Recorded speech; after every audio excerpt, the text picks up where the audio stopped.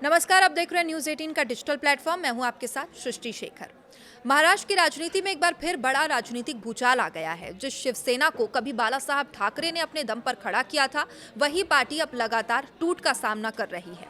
2022 में हुई बगावत के बाद एक बार फिर से उद्धव ठाकरे को बड़ा झटका लगा है। उनकी पार्टी शिवसेना के 9 में से 6 सांसदों ने एकनाथ शिंदे की शिवसेना का दामन थाम लिया है।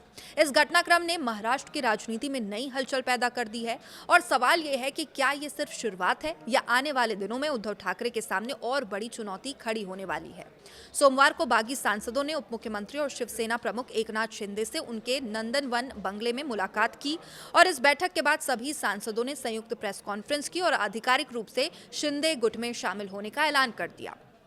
इस मौके पर एकनाथ शिंदे ने बेहद आक्रामक अंदाज में कहा कि जब उन्होंने 2022 में बगावत की थी तब उनके साथ 40 विधायक थे और आज पार्टी लगातार मजबूत होती जा रही है। उन्होंने कहा कि उनकी लड़ाई किसी पद या सत्ता के लिए नहीं बल्कि बाला साहब ठाकरे के विचारों को बचाने के लिए है। शिंदे ने कहा कि आज जो 6 सांसद उनके साथ आए हैं, उन्होंने भी बाला साहब के विचारों को चुना है और इसलिए वे असली शिवसेना में शामिल हुए हैं। दूसरी तरफ इस घटनाक्रम से उद्धव ठाकरे खेमे में भारी नाराजगी है और उद्धव ठाकरे के बेटे और पार्टी नेता आदित्य ठाकरे ने सोशल मीडिया प्लेटफॉर्म पर एक्स पर तीखी प्रतिक्रिया दी है। उन्होंने कहा कि पार्टी छोड़ने वाले सांसदों ने साबित कर दिया है कि उनकी वफादारी बिकाऊ है। उन्होंने आरोप लगाया कि लालच की वजह से इन नेताओं ने रातों रात पार्टी बदल दी। इन 6 सांसदों के जाने के बाद लोकसभा में राजनीतिक समीकरण पूरी तरह से बदल चुका है।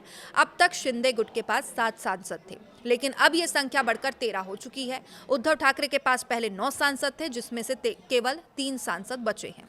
यानी जिस पार्टी ने कभी महाराष्ट्र की राजनीति में मजबूत पकड़ बनाई रखी थी, अब वो लोकसभा में बेहद कमजोर स्थिति में पहुंचती दिखाई दे रही है। इस पूरे घटनाक्रम के बीच उद्धव ठाकरे ने मुंबई में अपने विधायकों और विधान परिषद सदस्यों की बैठक बुलाई।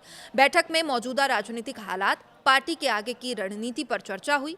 हालांकि इस बैठक में भी चिंता बढ़ाने वाली बात सामने आई। पार्टी के 4 विधायक बैठक में पहुंचे ही नहीं। भले ही पार्टी ने इसके पीछे निजी कारण बताए हों, लेकिन राजनीतिक गलियारों में तो इसे लेकर नई अटकलें शुरू हो चुकी है।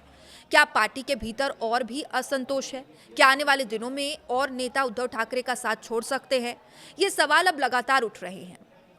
उधर शिवसेना उद्धव गुट के वरिष्ठ नेता और राज्यसभा सांसद संजय राउत ने इस बगावत पर बेहद तीखी प्रतिक्रिया दी है। उन्होंने कहा कि एकनाथ शिंदे ने 6 गद्दार और पैदा किए और अब पार्टी को बचाने के लिए सर्जरी करनी पड़ेगी।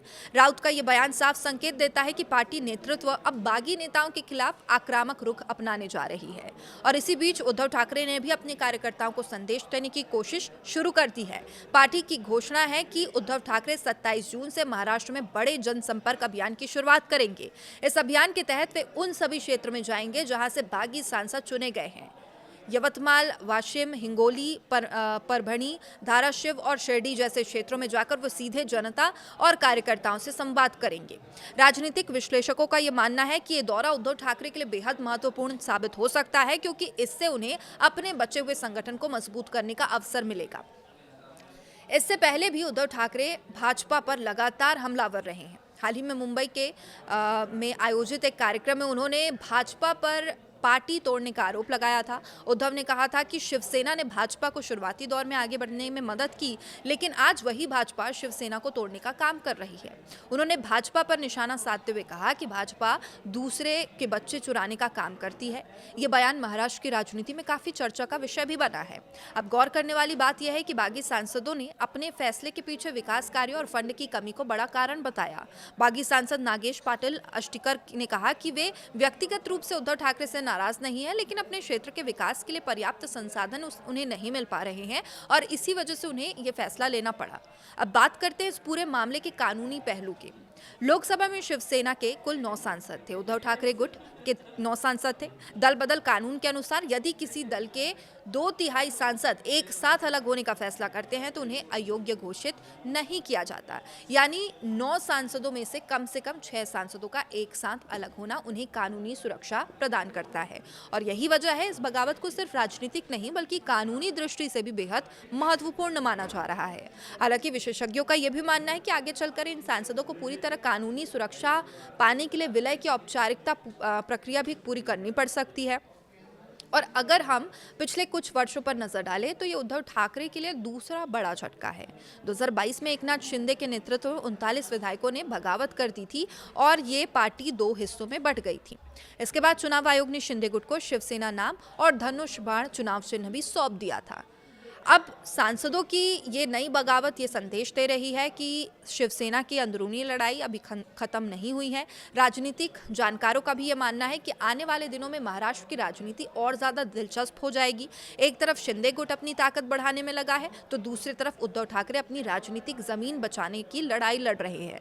अब सबसे बड़ा सवाल यही है कि क्या उद्धव ठाकरे इस संकट से उबर पाएंगे? क्या उनका जनसंपर्क अभियान पार्टी को नई ताकत देगा या फिर महाराष्ट्र की राजनीति में शिंदे गुट और अधिक मजबूत होता जाएगा? इन सभी सवालों के जवाब आने वाले दिनों में महाराष्ट्र की राजनीति की दिशा तय करेंगे। लेकिन फिलहाल इतना तय है कि शिवसेना की लड़ाई अभी लंबी चलने वाली है और इसका असर आने वाले चुनावों में भी साफ दिखाई दे सकता है।